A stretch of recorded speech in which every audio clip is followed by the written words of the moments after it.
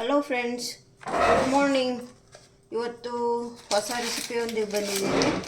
ಹೊಸ ರೆಸಿಪಿ ಅಂದರೆ ಏನೋ ಅಂಥದ್ದೇನೂ ಅಲ್ಲ, ಕೆಲವರು ಮಾಡಿರ್ಬೋದೇನೋ ಗೊತ್ತಿಲ್ಲ ನನಗೆ. ಇದು ನಾನು ಮಾಡ್ತಾ ಇರೋದು, ನನ್ನ ಇನೋವೇಟಿವ್ ಇದು. ನಾನು ಇವಾಗ ಮಾಡ್ತಾಯಿದ್ದೀನಿ, ನಿಮಗೆ ತೋರಿಸ್ಕೊಡ್ತಾಯಿದ್ದೀನಿ. ಸಾಟರ್ಡೆ ಸಂಡೇ ಇಂಥ ಟೈಮಲ್ಲಿ ನೀವು ಮಾಡ್ಕೊಳ್ಳಿ. ಯಾಕೆಂದರೆ ವರ್ಕಿಂಗ್ ವುಮೆನ್ಗೆ ಹೇಳ್ತಾ ಇದ್ದೀನಿ. ಯಾಕೆಂದರೆ ಹೆಲ್ದಿ ಫುಡ್ ಬೇಕು. ಈಗ ಆರೋಗ್ಯ ಎಲ್ಲ ಎಷ್ಟು ಕೆಡ್ತಾ ಇದೆ ಅಂತ ನಿಮಗೆಲ್ಲ ಗೊತ್ತಿದೆ. ಹಿಂಗಾಗ್ಬಿಟ್ಟು ಆದಷ್ಟು ಮನೆ ಮಂದಿ ಎಲ್ಲ ಆರೋಗ್ಯವಾಗಿರೋದನ್ನು ನಾವು ರೂಢಿಸ್ಕೋಬೇಕಾಗಿದೆ. ಅದಕ್ಕೋಸ್ಕರ ಹೇಳ್ತಾ ಇದ್ದೀನಿ ಅಷ್ಟೇ. ಏನಪ್ಪ ಸ್ಪ್ರೌಟೆಡ್ ದೋಸೆ ಹೇಳ್ಕೊಡ್ತಾ ಇದ್ದೀನಿ. ಸ್ಪ್ರೌಟೆಡ್ ದೋಸೆ ಅಂದರೆ ಏನು ಅಂತಂದರೆ, ನಾನು ಹೆಸರು ಕಾಳನ್ನ ಮೊಳಕೆ ಕಟ್ಟಿರೋದನ್ನು ಅದರದ್ದು ಹೇಳ್ಕೊಡ್ತಾ ಇದ್ದೀನಿ. ಅದಕ್ಕೆ ಬೇಕಾಗಿರೋ ಸಾಮಗ್ರಿಗಳು: ದೋಸೆ ಹಿಟ್ಟು ಆಲ್ರೆಡಿ ರೆಡಿ ಇದೆ. ಸಣ್ಣಕ್ಕೆ ಹೆಚ್ಚಿರೋ ಈರುಳ್ಳಿ, ಹಸಿಮೆಣಸಿನ್ಕಾಯಿ, ಕೊತ್ತಂಬರಿ ಸೊಪ್ಪು, ಕಾಯಿ ತುರಿ. ಇದಕ್ಕೇನು ಮಾಡ್ತೀನಿ ಅಂದರೆ, ಸಾಸಿವೆ ಜೀರಿಗೆ ಒಗ್ಗರಣೆ ಮಾಡ್ಕೊತೀನಿ. ಸಾಸಿವೆ ಜೀರಿಗೆ ಒಗ್ಗರಣೆ ಮಾಡಿಬಿಟ್ಟು ಇದು ಸ್ಪ್ರೌಟ್ ಕಾಳು, ಈರುಳ್ಳಿ, ಕಾಯಿ ತುರಿ ಎಲ್ಲ ಹಾಕಿಬಿಟ್ಟು ತಕ್ಷಣ ಗ್ಯಾಸ್ ಆಫ್ ಮಾಡ್ಕೊಂಡ್ಬಿಡ್ತೀನಿ. ಅದನ್ನು ಬೇಯಿಸೋ ನೆಸಿಟಿ ಇಲ್ಲ. ನಮಗೇನು ಸಾಸಿವೆ ಜೀರಿಗೆ ಒಂದು ಚಟ್ಪಟ ಅನ್ನಬೇಕಾಗಿದೆ ಅಷ್ಟೇ. ಬೇಕಿದ್ದು ಸ್ವಲ್ಪ ಹಿಂಗೆ ಬೇಕಾದರೆ ಹಾಕ್ಕೊಳ್ಳಿ. ನಾನು ಹಿಂಗೆ ಬೇಡ, ಹಿಂಗಾಗಿರೋದ್ರಿಂದ ನಾನು ಹಾಗೆ ಮಾಡ್ತಾಯಿದ್ದೀನಿ. ಆಮೇಲೆ ಆಯಿಲ್ ಬೇಕು. ನೀವು ಬೆಣ್ಣೆ ಬೇಕಾದರೂ ಉಪಯೋಗಿಸ್ಕೋಬೋದು, ಆಯಿಲ್ ಬೇಕಾದರೂ ಉಪಯೋಗಿಸ್ಬೋದು. ನೀವು ನಿಮ್ಮ ಟೇಸ್ಟಿಗೆ ಬಿಟ್ಟಿದ್ದಷ್ಟೇ ಅದು. ನಾನು ಜಾಸ್ತಿ ಬೆಣ್ಣೆ ತುಪ್ಪ ಅದು ಉಪಯೋಗಿಸಲ್ಲ, ಏಕೆಂದರೆ ನಮ್ಮ ಮನೇಲಿ ಹಾರ್ಟ್ ಪೇಷಂಟ್ ಇದ್ದಾರೆ. ಹಿಂಗಾಗ್ಬಿಟ್ಟು ಅವರಿಗಷ್ಟೇ ಮಾಡಿಕೊಡಲ್ಲ, ಬೇರೆಯವ್ರಿಗೆಲ್ಲ ಹಾಕ್ಕೊಡ್ತೀನಿ. ಬೆಣ್ಣೆ ತುಪ್ಪ ಇದೆಲ್ಲ ಮಕ್ಕಳು ಇವರು ಇರ್ತಾರಲ್ಲ, ಅವ್ರಿಗೆ ಬೇಕು, ಅವರಿಗೆಲ್ಲ ಮಾಡಿಕೊಡ್ತೀನಿ. ಯಾರಿಗೆ ಬೇಡವೋ ಅವರಿಗೆ ಇಲ್ಲ. ಹಿಂಗಾಗ್ಬಿಟ್ಟು ಮಾಡ್ತೀವಿ. ಒಂದೇ ಒಂದು ಸ್ಪೂನ್ ಆಯಿಲ್ ಹಾಕ್ಕೊಂಡಿದ್ದೀನಿ. ಇದಕ್ಕೆ ಸಾಸಿವೆ ಹಾಕ್ತೀನಿ. ಈಗ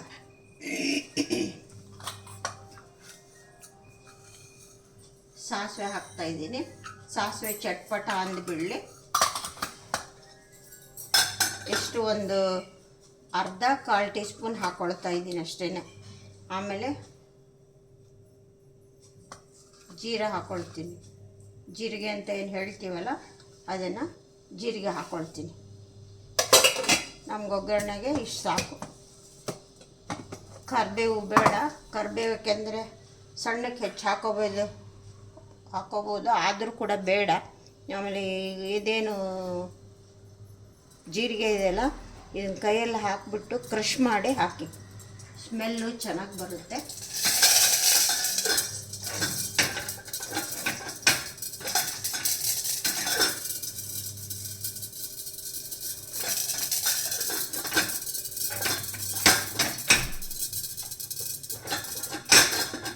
ಹಾಂ, ಎಲ್ಲ ಚಟ್ಪಟ ಆಯಿತು. ಈಗ ಜೀರಿಗೆನ ಈ ಥರ ಕ್ರಷ್ ಮಾಡಿ ಹಾಕ್ತೀನಿ. ಇದನ್ನು ಹಾಕಿಬಿಟ್ಟು ತಕ್ಷಣಕ್ಕೆ ಸ್ಪ್ರೌಟೆಡ್ ಹಾಕ್ತೀನಿ. ಹೆಸರು ಕಾಳು, ಸ್ಪ್ರೌಟ್ ಹೆಸರು ಕಾಳು ಇದನ್ನು ಹಾಕ್ತಾಯಿದ್ದೀನಿ. ಇದನ್ನು ಹಾಕಿಬಿಟ್ಟು ನೆಕ್ಸ್ಟು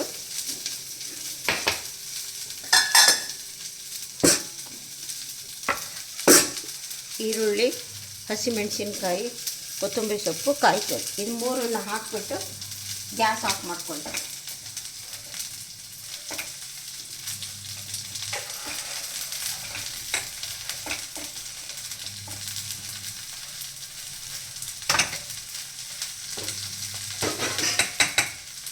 ಇದನ್ನೇ ಇವಾಗ ಗ್ಯಾಸ್ ಆಫ್ ಮಾಡಿಬಿಡೋಣ. ಗ್ಯಾಸ್ ಆಫ್ ಮಾಡಿಬಿಟ್ಟಾಯಿತು. ಇದನ್ನು ಜಾಸ್ತಿ ಬೇಯಿಸೋ ಅವಶ್ಯಕತೆ ಇಲ್ಲ, ಏಕೆಂದರೆ ನಮಗೆ ದೋಸೆನಲ್ಲೇ ಬೇಯಬೇಕಿದೆ. ಹಿಂಗಾಗ್ಬಿಟ್ಟು ಇದಕ್ಕೆ ಸಾಲ್ಟ್ ಹಾಕ್ತೀನಿ. ಉಪ್ಪನ್ನು ಇದಕ್ಕೆ ಏಕೆಂದರೆ ದೋಸೆ ಹಿಟ್ಟಿಗೆ ಆಲ್ರೆಡಿ ಹಾಕಿರುತ್ತೆ. ಇದಕ್ಕೊಂದು ಸ್ವಲ್ಪ ಬೇಕಲ್ಲ, ಟೇಸ್ಟಿಗೆ ಕಡಿಮೆ ಆಗಬಾರ್ದು. ಅದಕ್ಕೋಸ್ಕರ ನೀವು ನೋಡಿಕೊಂಡು ಹಾಕ್ಕೊಳ್ಳಿ. BP ಅವರಿದ್ದವ್ರು ಏನು ಮಾಡಿ ಉಪ್ಪು ಹಾಕೋಬೇಡಿ.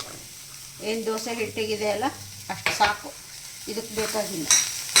ಇದನ್ನು ಈ ಥರ ಎಲ್ಲ ಹೀಗೆ ಮಿಕ್ಸ್ ಮಾಡಿಟ್ಕೊಳ್ಳೋದು.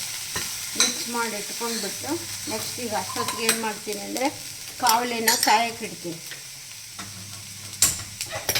ನೀವು ಕಾವಲಿನ ಕಾಯಕ್ಕೆ ಇಟ್ಟ ತಕ್ಷಣ ಏನು ಮಾಡಬೇಕು ಅಂದರೆ, ಹಂಚು ಹಿಡಿಯುತ್ತೆ. ಫಸ್ಟ್ ಒಂದೆರಡು ದೋಸೆ ಹಿಡಿಯುತ್ತೆ ಅಂತ ಎಲ್ಲರಿಗೂ ಕಂಪ್ಲೇಂಟು.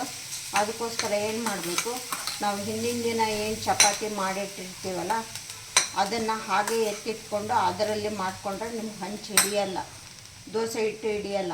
ಇಲ್ಲಾಂದರೆ ನೀವು ಹಂಚು ತೊಳೆದಿದ್ದನ್ನಾದರೆ ಏನು ಮಾಡಬೇಕು ಅಂದರೆ ಈ ಥರ ಸ್ವಲ್ಪ ಎಣ್ಣೆನ ಹಾಕಿಬಿಟ್ಟು ಸ್ವಲ್ಪ ಕಾಯಿಸ್ಬೇಕು ಚೆನ್ನಾಗಿ. ಏನು ಹಿಂಗೆ ಟಿಶ್ಯೂ ಪೇಪರ್ ಇದೆಯಲ್ಲ, ಎಣ್ಣೆ ಹಾಕಿಬಿಟ್ಟು ಚೆನ್ನಾಗಿ ಇದನ್ನು ಸ್ಪ್ರೆಡ್ ಮಾಡಿ. ಸ್ವಲ್ಪ ಫಸ್ಟ್ ಹೈ ಫ್ಲೇಮ್ ಇಡಿ, ಕಾದಿದ ಮೇಲೆ ಲೋ ಫ್ಲೇಮ್ ಮಾಡಿಕೊಂಡು ಹೀಗೆ ಒಂದು 2-3 ಸತಿ ಹಂಚನ್ನು ಟಿಶ್ಯೂ ಪೇಪರಿಂದ ವೈಪ್ ಮಾಡ್ಕೊಳ್ಳಿ.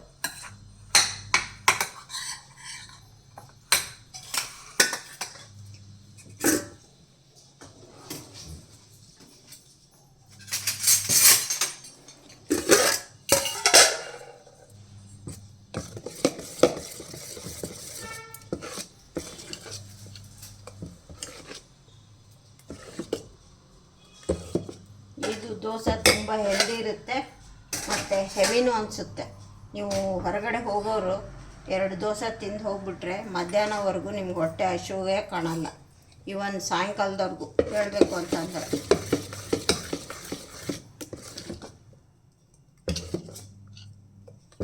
ಇದನ್ನು ಇವಾಗ ಕಾವಲಿ ಕಾದಾಯಿತು. ಈಗ ಇನ್ನೂ ಸ್ವಲ್ಪ ಆಯಿಲ್ ಹಾಕ್ಬಿಟ್ಟು ಇನ್ನೂ ಒಂದು ಸಲ ವೈಪ್ ಮಾಡ್ತೀನಿ. ಈ ಥರ ಮಾಡ್ಕೋಬೇಕು. ಫಸ್ಟು 1-2 ದೋಸೆಗೆ ನೀವು ಸ್ವಲ್ಪ ಆಯಿಲ್ ಹಾಕಿ ಬೇಯಿಸ್ಕೊಳ್ಳಿ, ಇಲ್ಲಾಂದರೆ ಹಂಚು ಹಿಡಿಯುತ್ತೆ. ಈ ಥರ ಮಾಡ್ಕೊಳ್ಳೋದ್ರಿಂದ ಹಿಡಿಯಲ್ಲ.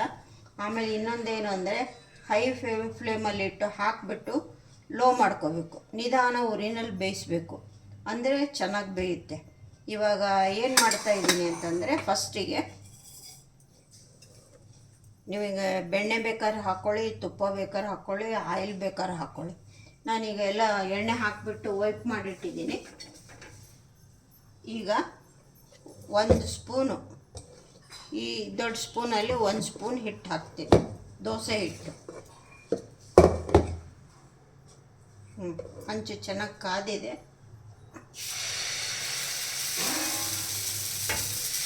ಒಂದು ಸ್ಪೂನ್ ಮೇಲೆ ಒಂದು ಸ್ವಲ್ಪ ಹಾಕಿದ್ದೀನಿ. ಇವಾಗ ಹಾಕಿದ್ನಲ್ಲ, ಇವಾಗ ಏನು ಮಾಡ್ತೀನಿ ಅಂದರೆ ಇದರಿಂದ 2 ಸ್ಪೂನ್ ಹಾಕ್ತೀನಿ ಇದ್ರ ಮೇಲೆ.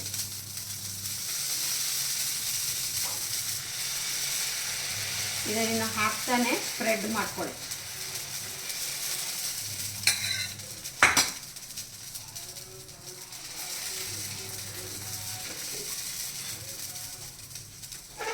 ನೋಡಿ ಈ ಥರ ಹಾಕಬೇಕು. ಈ ಥರ ಹಾಕ್ಬಿಟ್ಟು ಚೆನ್ನಾಗಿ ಸ್ಪ್ರೆಡ್ ಮಾಡ್ಕೋಬೇಕು. ಈಗ ಇದರ ಮೇಲೆ ಸ್ವಲ್ಪ ನಾವು ತುಪ್ಪನೋ ಆಯಿಲೋ ಏನೋ ನೀವು ಏನು ಯೂಸ್ ಮಾಡ್ತೀರೋ ಅದನ್ನು ಹಾಕ್ಕೊಳ್ಳಿ.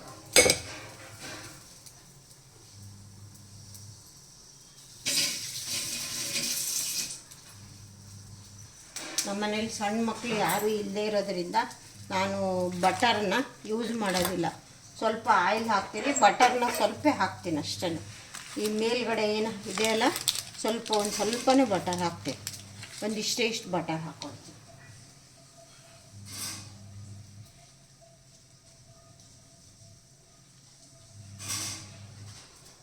ಇಷ್ಟು ಬಟರ್ ಹಾಕ್ಬಿಟ್ಟು ಆಮೇಲೆ ಗ್ಯಾಸು ಸ್ವಲ್ಪ ಸ್ಲಿಮ್ಮಾಗಿ ಇಟ್ಟಿದ್ದೀನಿ, ಮೀಡಿಯಮ್ ಫ್ಲೇಮಲ್ಲಿ ಇಟ್ಟಿದ್ದೀನಿ. ಸ್ವಲ್ಪ ರೌಂಡ್ ಸುತ್ತಲೂ ಆಯಿಲ್ ಹಾಕ್ತಾಯಿದ್ದೀನಿ, 1 ಟೀ ಸ್ಪೂನು. ಏನು ದೋಸೆಗೆ ತೀರಾ ಆಯಿಲ್ ಇಲ್ಲದೆ ಇದ್ರೂ ಚೆನ್ನಾಗಿರೋದಿಲ್ಲ. ಹಿಂಗಾಗ್ಬಿಟ್ಟು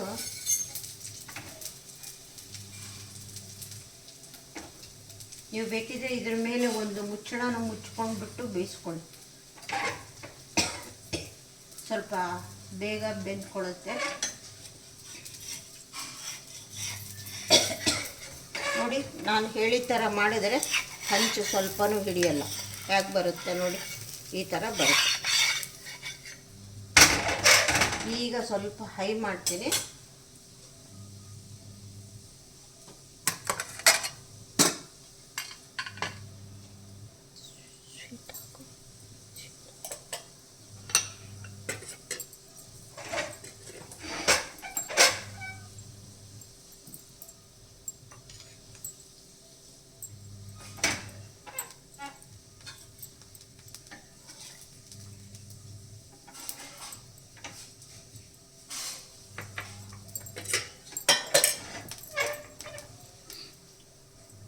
ನಿಧಾನ ಉರಿನಲ್ಲಿ ಸ್ವಲ್ಪ ತೀರ ನಿಧಾನನೂ ಬೇಡ, ಮೀಡಿಯಮ್ ಫ್ಲೇಮಲ್ಲಿ ಬೇಯಿಸ್ಕೊಡಿ. ಹಿಟ್ಟು ಹಾಕೋವರೆಗೂ ಹೈ ಫ್ಲೇಮೇ ಇರಲಿ.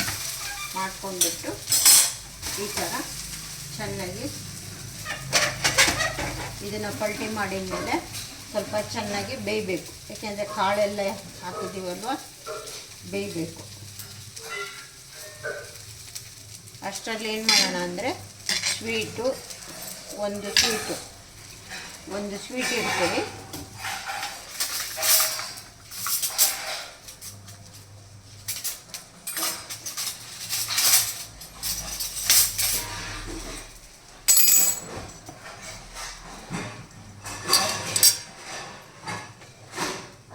ಸೈಡಿಗೆ ಚಟ್ನಿ, ಆಲೂ ಪಲ್ಯ ಇದೆ.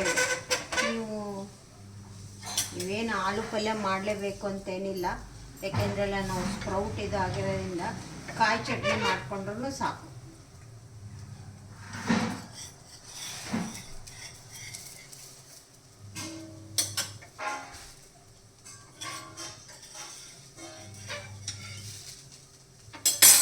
ಚೆನ್ನಾಗಿ ರೋಸ್ಟ್ ಆಗೋವರೆಗೂ ತೆಗಿಯೋಕ್ಕೆ ಹೋಗ್ಬೇಡಿ. ಸ್ವಲ್ಪ ಈ ಥರ ರೌಂಡ್ಗೆ ತಿರುಗಿಸಿ.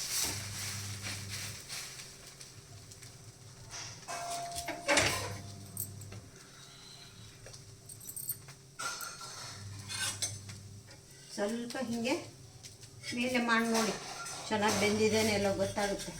ಚೆನ್ನಾಗಿ ಬೆಂದಿದ್ದೆ ಎತ್ತು ಹಾಕ್ಕೊಳ್ಳಿ, ಇಲ್ಲಾಂದರೆ ಕಾಳು ಹಸಿ ಆಗಿದ್ದು ಬಿಡುತ್ತೆ.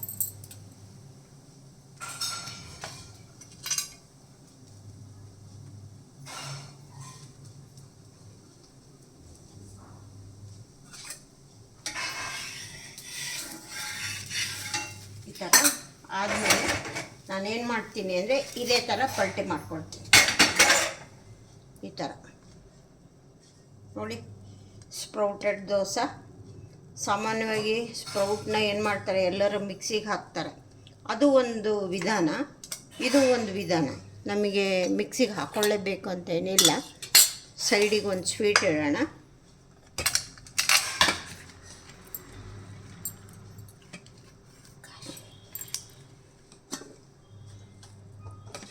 ಇನ್ನೊಂದು ದೋಸೆ ಹಾಕಬೇಕು. ಫಸ್ಟ್ ಇದನ್ನು ಸರ್ವ್ ಮಾಡಿಬಿಡ್ತೀನಿ. ಇದನ್ನು ಸರ್ವ್ ಮಾಡಿಬಿಟ್ಟು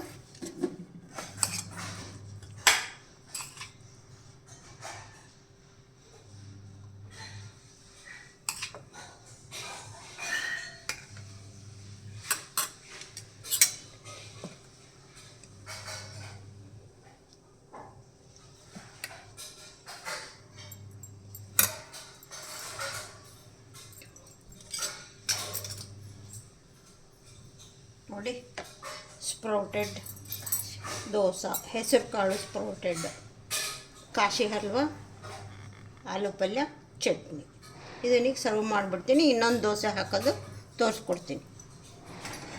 ಇವಾಗ ನೆಕ್ಸ್ಟು ಇನ್ನೊಂದು ದೋಸೆ ಹಾಕೋವಾಗ್ಲೂ ಸ್ವಲ್ಪ ಈ ಥರ ಆಯಿಲ್ ಹಾಕೋಬೇಕು. ಆಯಿಲ್ ಹಾಕ್ಕೊಂಡ್ಬಿಟ್ಟು ಟಿಶ್ಯೂ ಪೇಪರಲ್ಲಿ ಈ ಥರ ಟಿಶ್ಯೂ ಪೇಪರ್ ಫೋಲ್ಡ್ ಮಾಡಿಟ್ಕೊಂಡು ಈ ಥರ ಚೆನ್ನಾಗಿ ಸ್ಪ್ರೆಡ್ ಮಾಡಿ ನೋಡೋದಲ್ಲ. ಫಸ್ಟು ಒಂದು ದೋಸೆನ ಒಂದು ಸ್ವಲ್ಪನೂ ಹಿಡಿಯಲ್ಲ, ಎಷ್ಟು ಚೆನ್ನಾಗಿ ಬರುತ್ತೆ. ಆಮೇಲೆ ಇನ್ನೊಂದೇನು ಅಂದರೆ, ನಾವು ಹಿಟ್ಟನ್ನು ಯಾವ ಥರ ಮಾಡ್ಕೋತೀವಿ ಅಂತ ಅದ್ರ ಮೇಲೂ ಡಿಪೆಂಡ್ ಆಗಿರುತ್ತೆ. ನಾನು ಆಲ್ರೆಡಿ ನಿಮಗೆ ದೋಸೆ ಹಿಟ್ಟು ಎಲ್ಲ ತೋರಿಸಿದ್ದೀನಿ ಅನಿಸುತ್ತೆ. ಅದನ್ನು ನೀವು ಹಳೆ ವಿಡಿಯೋಗಳನ್ನ ನೋಡಿದಾಗ ನಿಮಗೆ ಸಿಗ್ಬೋದು.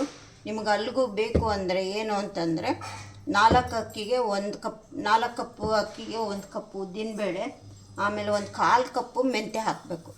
ಎಲ್ಲರೂ ಮೆಂತ್ಯ ಕಹಿ ಆಗುತ್ತೆ ಅಂತ ಇಷ್ಟಿಷ್ಟೇ ಹಾಕ್ತಾರೆ. ಇಲ್ಲ, ನೀವು ಚೆನ್ನಾಗಿ ಹಾಕಿ, ಯಾವ ಕಹಿನೂ ಬರಲ್ಲ, ಏನೂ ಬರಲ್ಲ, ಹೆಲ್ದಿಯಾಗಿರುತ್ತೆ. ನೀವು ಮಾಡ್ಕೊಂಡು ತಿಂದು ನೋಡಿ, ಟೇಸ್ಟೂ ಚೆನ್ನಾಗಿರುತ್ತೆ. ಏನು ಅಂತ ಕಹಿ ಇರಲ್ಲ, ಏನಿರೋದಿಲ್ಲ. ಇವಾಗ ನೆಕ್ಸ್ಟ್ ಇನ್ನೊಂದು ತೋರಿಸ್ತಾ ಇದ್ದೀನಿ ನೋಡಿ. ಇಷ್ಟಿಷ್ಟು 2 ಟೈಮ್ಸ್ ಹಾಕ್ಕೊಳ್ತೀನಿ. ಇನ್ನೂ ಬೇಕು ಅಂದರೆ ಇನ್ನೂ ಹಾಕೋಬೋದು, ಏನು ತೊಂದರೆ ಇಲ್ಲ.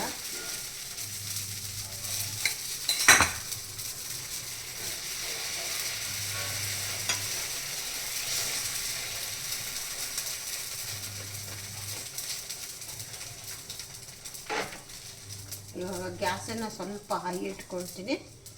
ಸ್ವಲ್ಪ ಕೆಳಗಡೆ ಸ್ವಲ್ಪ ರೋಸ್ಟ್ ಆದಮೇಲೆ ಮೀಡಿಯಮ್ ಫ್ಲೇಮ್ ಮಾಡ್ತೀನಿ.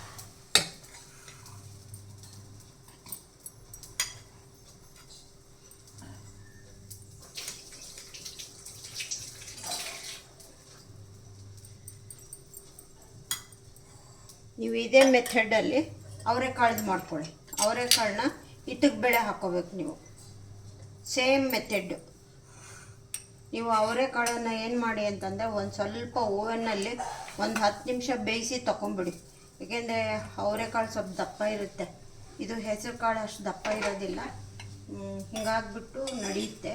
ನೀವು ಅವರೆಕಾಳು ಅಂದರೆ ನೀವು ಸ್ವಲ್ಪ ಓವನ್ನಲ್ಲಿ ಒಂದು 10 ಮಿನಿಟ್ಸ್ ಬೇಕು, ಇಲ್ಲಾಂದರೆ ಗ್ಯಾಸಲ್ಲೇ ಬೇಯಿಸ್ಕೊಳ್ಳಿ. ಒಂದು ಸ್ವಲ್ಪ ಬಾಯ್ಲ್ ಆದರೆ ಸಾಕು, ಚೆನ್ನಾಗಿರುತ್ತೆ. ಅಂದರೆ ಬೇಗ ಬೆಂದ್ಕೊಂಡ್ಬಿಡುತ್ತೆ ಅಂತ ಅಷ್ಟೇ, ಇನ್ನೇನಿಲ್ಲ.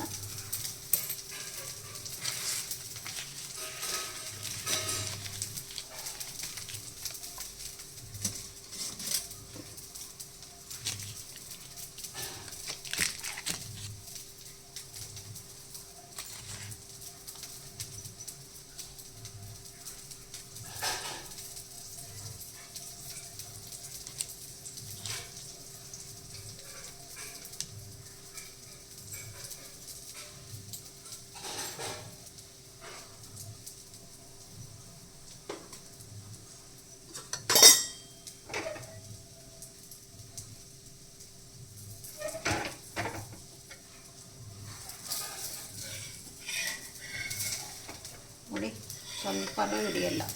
ಎಷ್ಟು ಚೆನ್ನಾಗಿ ಹೆಂಗೆ ಈ ಥರ ಬರುತ್ತೆ.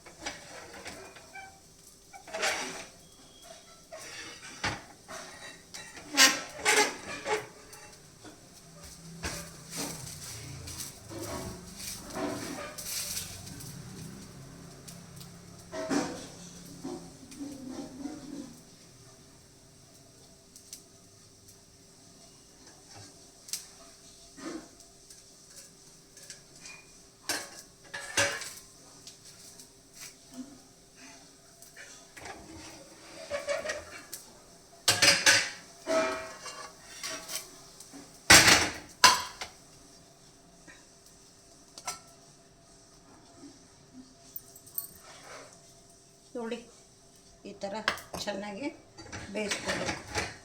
ತುಂಬ ಬೇಗನೂ ತೆಗಿಬಾರ್ದು.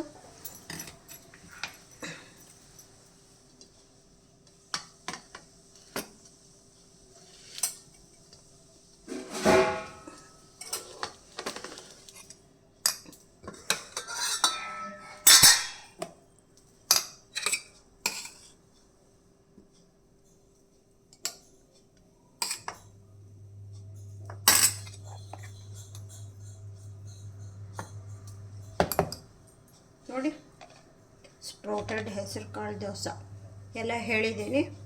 ಎಲ್ಲರಿಗೂ ಇಷ್ಟ ಆಗಿದೆ ಅನ್ಕೋತೀನಿ. ಇಷ್ಟ ಆಗಿದ್ದರೆ ಒಂದು ಲೈಕ್ ಕೊಡಿ, ಫ್ರೆಂಡ್ಸ್ಗೆಲ್ಲ ಶೇರ್ ಮಾಡಿ.